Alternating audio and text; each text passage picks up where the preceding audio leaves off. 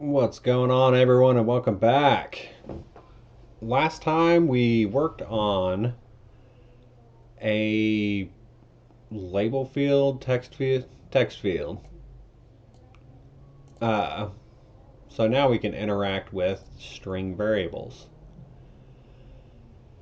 And as you can tell, I changed this a little. All I did was just got rid of the white and just replaced it with a lighter gray. So nothing too special. Uh, so I did change a couple things behind the scenes. Nothing major. I changed the font again, just because this font it just fits in there nicer, and I don't want to change sizes of anything. So I just went ahead and went back with this font. I also added a gap in here so that it's not butted up against each other. And since I added that gap, I had to extend the window size. And I will show you how I did that right now. I'm not going to do a full-on tutorial of this just because it's nothing major, just a couple changes. Um, so I added this integer field right here in the draw variables function in the inspector class.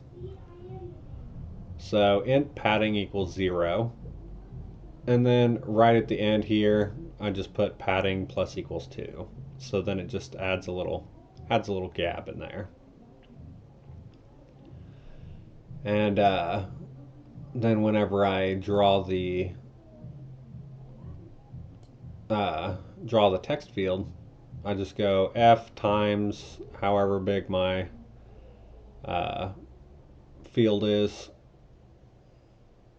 and then plus padding. That's all it is. Nothing big. Same thing with down here. So before I had this at 18, I moved it to 22 just so that it fits in better. You don't have to if you don't want to. Like I said, it's your engine. It's all depends on the size of text that you're using and the kind of text and blah blah blah or whatever font. So it's whatever. So I think it looks good at 22. So let's see here. If I come in here and I just type something, it fits in there a lot better. Actually, come to think about it though, we did not add I didn't add an area inside of this button. I don't think I have an area in any of the buttons. So I think the area is too big is what happened. I don't know. We'll figure that out. But yeah, it looks better right there. So that's all I changed in the inspector class. And in the behavior attributes, right here, all I did was I said if I is lower than fields.length minus 1, then height plus equals 24, which is 2 higher than my 22 that I'm using. So it adds a 2-inch gap, or not 2-inch, but 2-pixel gap in between. So that's how I'm doing that. So since I'm adding 2 padding, I'm just putting an extra 2 right here. So instead of saying height plus equals 22 plus 2, I just put plus equals 24.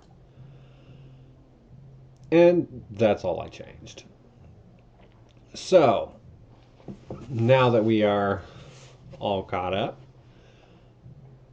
I will go over what we are going to do in this episode.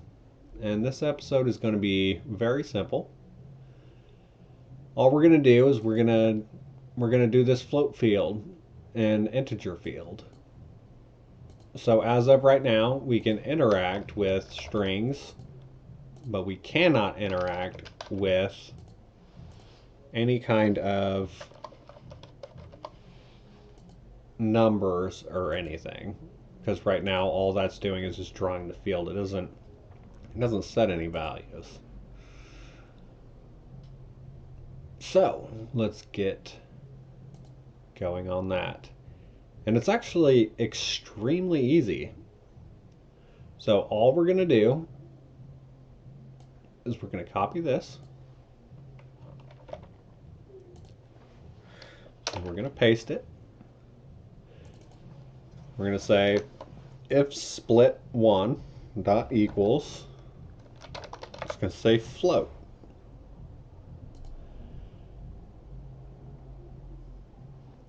Now, right down here,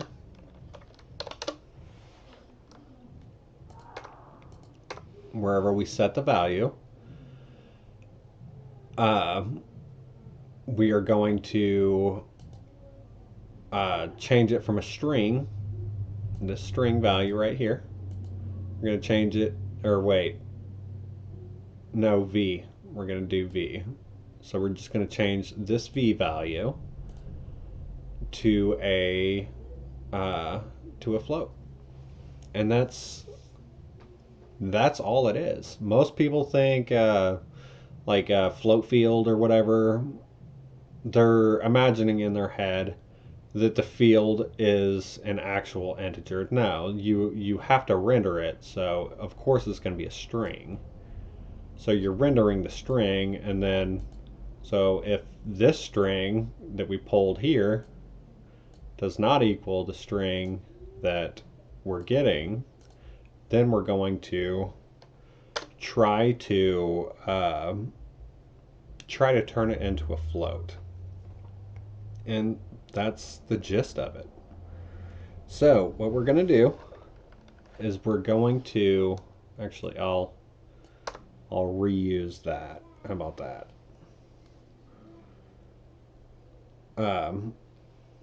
We're just going to use a try catch. So we're going to try to see if we can turn it into a float. So we're going to say try, and then put it in here.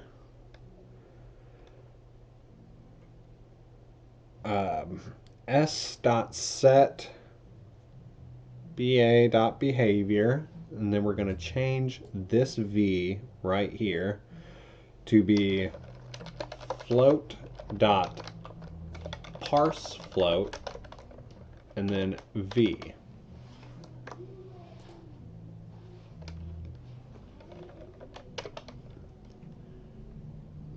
And so if it does not parse and set, we need to throw a catch statement.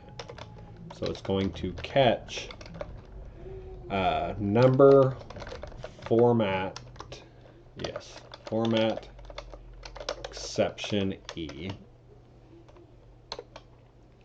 And this is just saying that, oh, we did not type a number, so it should not be put as a number. So we're just not going to set anything. So right here, we're going to utilize our debug. I'm going to say debug.log, and all we're going to say is input is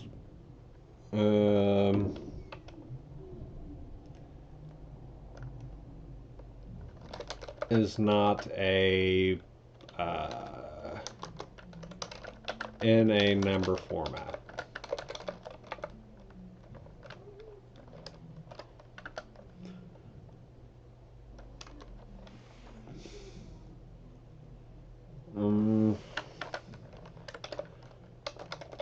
Rejecting value. Just to be a little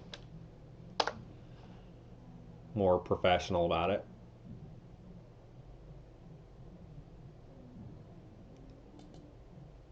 And oh, because I didn't close it. Wait, why did I do that? Over here. Gotta close it off.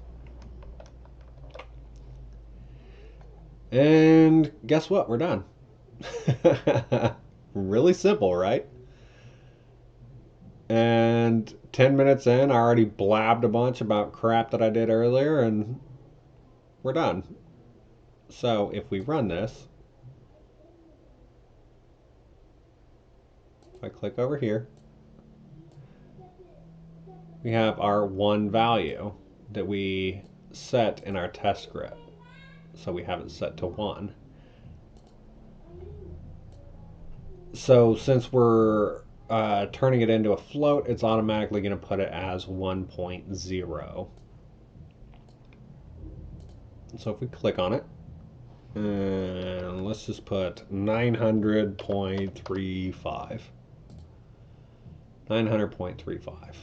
No errors.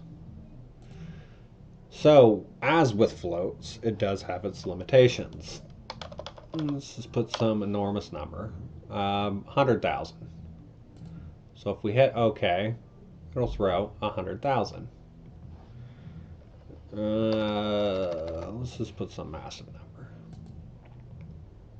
Ooh, it accepted that as well. There we go. Right here. So it's going to throw 1.0 E10, which is a number, but it don't worry about that. It's just you've exceeded the float values. So that's all working. And let's say poop. No number at all. So what happens? There we go. Rejected it, put it back to 1.0 E10. And through the message, input is not a number, or in a number format, rejecting value. So that completely works now. So since we have time, let's go back to the inspector. Let's copy this. We will paste it, turn float into int, and go right here and put, I'm spelling that wrong, ain't I? Yeah. So it's going to be integer dot, I think it's parse int, yes. So integer dot parse int v. Guess what? Now we can do integers. Just as simple as that. Because all we're doing is just reusing this text field. So there's really no coding. All we have to do is just try to put it over to an integer or a float. And that's the gist of it. So what the hell did I just do? Get back over there, you dummy. Alright, so now that we have, oh, I put this as a float, by the way. I'll cache it back over to an int, just like how you should have it right now. And we'll create another variable. I'll say some float value. I'll make it a huge name, just so that we can see the areas working. We'll say 1,000. So let's make this a float, not an int. Alright, so now we have a string, an int, and a float. And that should do it. And it is not pulling up the float value. Why aren't you pulling up the float value?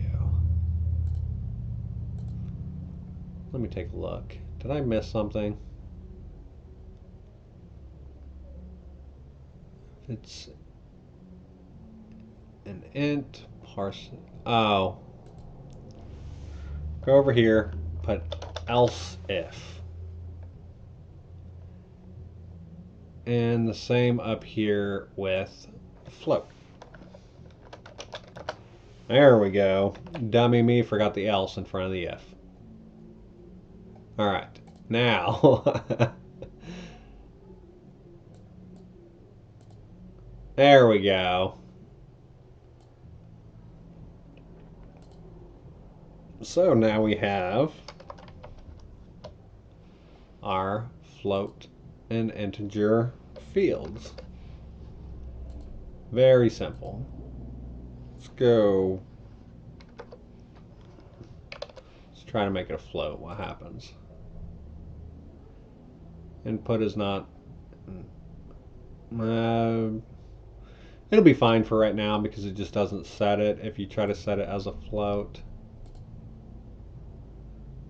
But later on we'll add a different like full return values and logs and stuff like that.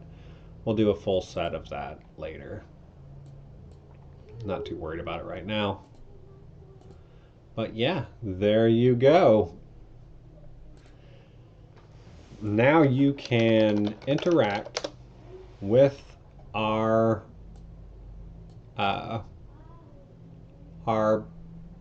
scripts that we make.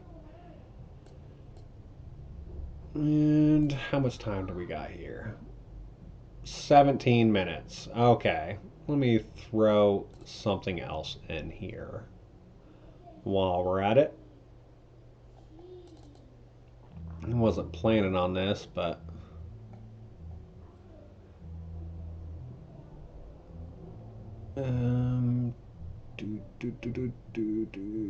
TextField.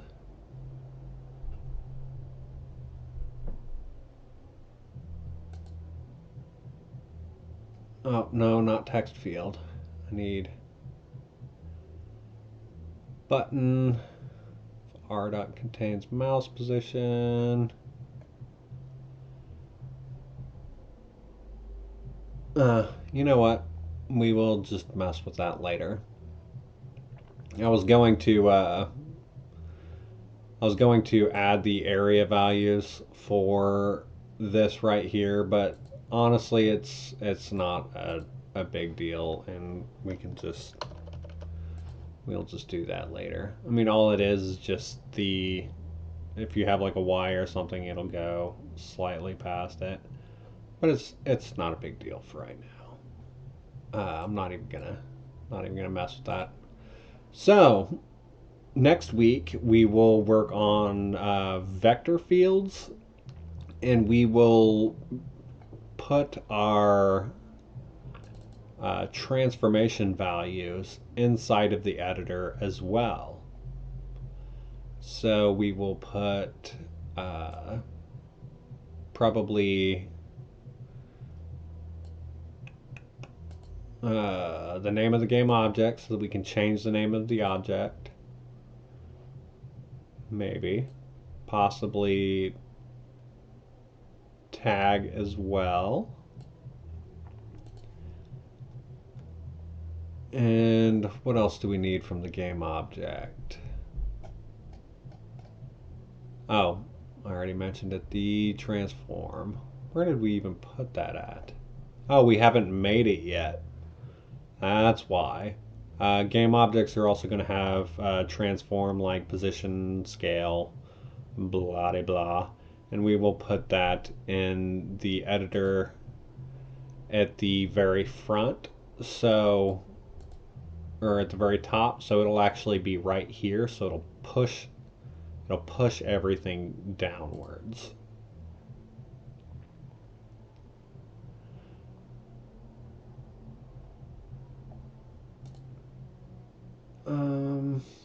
Give me just a second. I think we can add something really small here. Hold on just a second.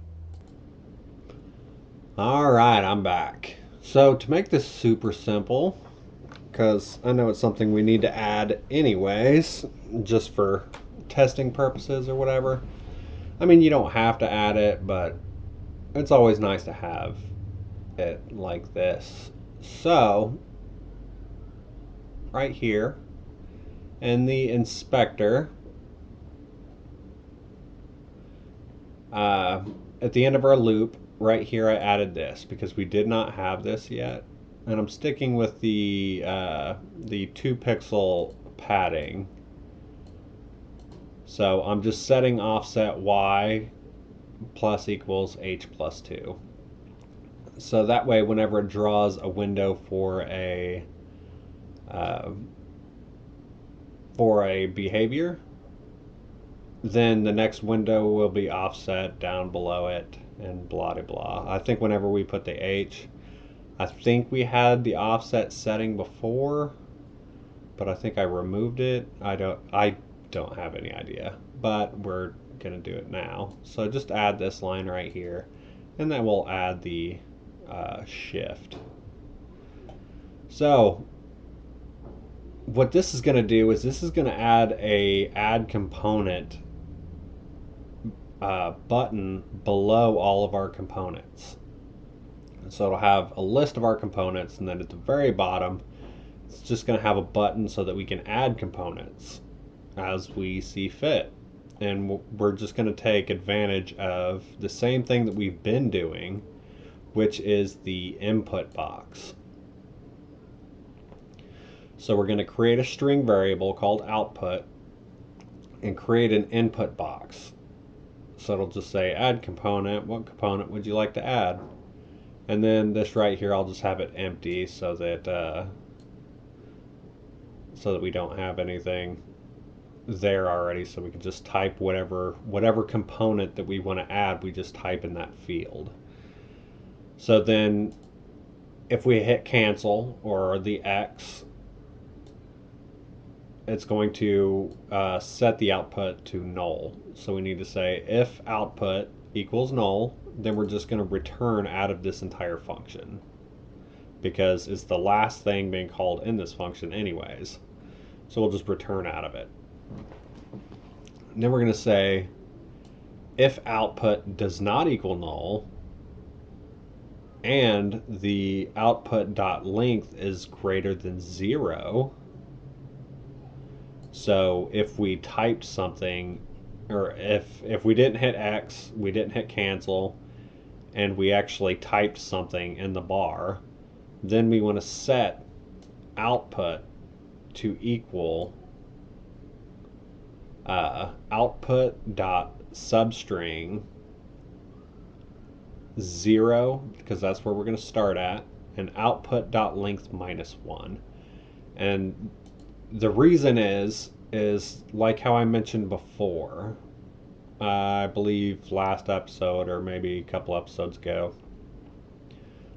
input boxes return a return character at the end for some screwed up reason.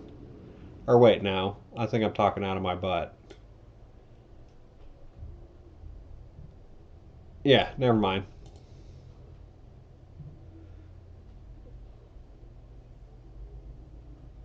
I don't know what I'm talking about. But yeah, just put this line right here. I think I was having troubles uh, somewhere else, but sometimes it puts a return character at the end and it screws with everything because we don't have a return character to render. So we're setting output equals output.substring 0 and output.length minus 1. And then right here we need to have a class variable. And right here is our try catch statement. So what we're going to do is we're going to try to get our class based off of our output value. So we're going to say CLS equals class.forName, and forName is actually going to show the full package name. So everything that we want. Daddy. What, buddy? Can we go outside? That's fine if you bundle up, okay? So it's our game package. It's going to say game dot whatever the component name that we put in our game package is. I'm on the wrong thing. Game package. So everything in this game package we can just add using this button. If it's not in that package, it's not going to add it. And later we'll make it so that we can add other things. Or all the behaviors we'll just put in a package and name it something other than game. Name it like components or something. But for now, this will work. We'll change it later. So after we get the class, what we're going to do is we're going to try to add the component to our game object, our current selected game object. So it's going to be selected.addComponent. We're going to turn it into a logic behavior, and then cls.newInstance. So it's just creating a new instance of our logic behavior that we're trying to add. And then we're going to set the attributes of the game object, the selected game object. That way it updates. If we do not do this, yes, it still adds it, but it does not update it until you click on something else and then click back, because remember, we're caching those attributes. And then we need a catch statement for instantiation exception and illegal access exception. And this is saying that we're not allowed to or can't add this component right here. And so if so, like if we can't add that component right there, then we're going to create a tinyfd message box, which is right up here. All you have to do is just copy this and then paste this.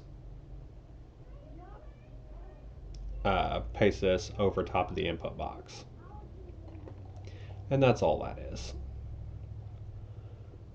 And these are going to take 4 string values and then a Boolean value.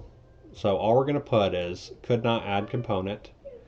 The component you were trying to add does not exist in the game package. Then we're going to use an OK cancel, and then it's going to be an error. And then you just always set it to true. Then do the same thing down here. And what this catch statement is, it's a class not found exception. So this is saying that this right here, I was not able to find this class.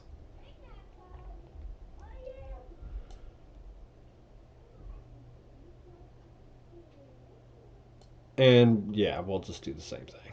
So yeah, that's all that is. And after you've added this, then you are done, and now you can add components to your game object. And I thought, just to keep it under 30 minutes, that I would just type it up and then explain it. So now if we run this,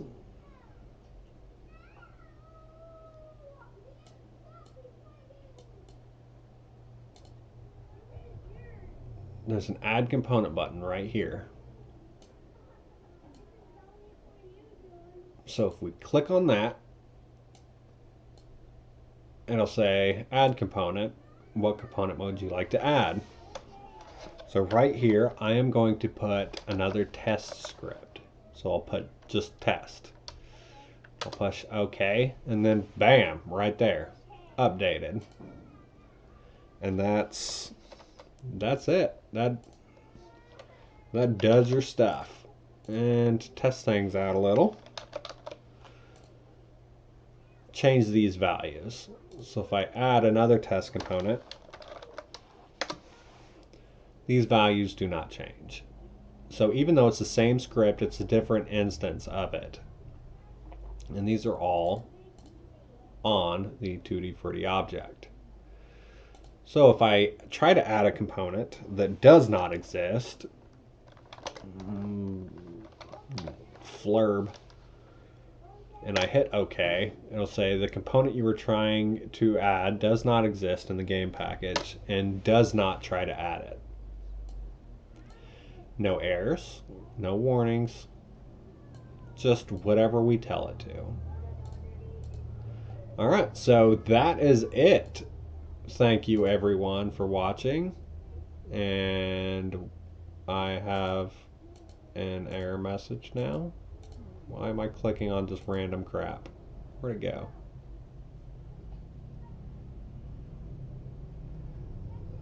Oh, well, if you're going to exit out, just exit out. Don't minimize it, apparently. I don't know what's going on with this.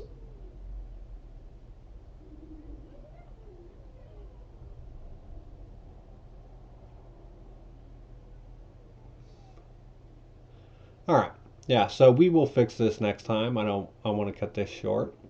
But everything runs perfectly, except for what in the world happened right here. I don't know exactly what I did, but it should work perfect. And next time we will work on vectors. So it will be basically just two float fields is what it's going to be. So they will be side by side. So it'll be one right here, one right here. So it'll be very simple. And that way we can add the transform stuff up here as well, so that we can change the transformation, position, scale, whatever. So I'll see you next time, and have a good week.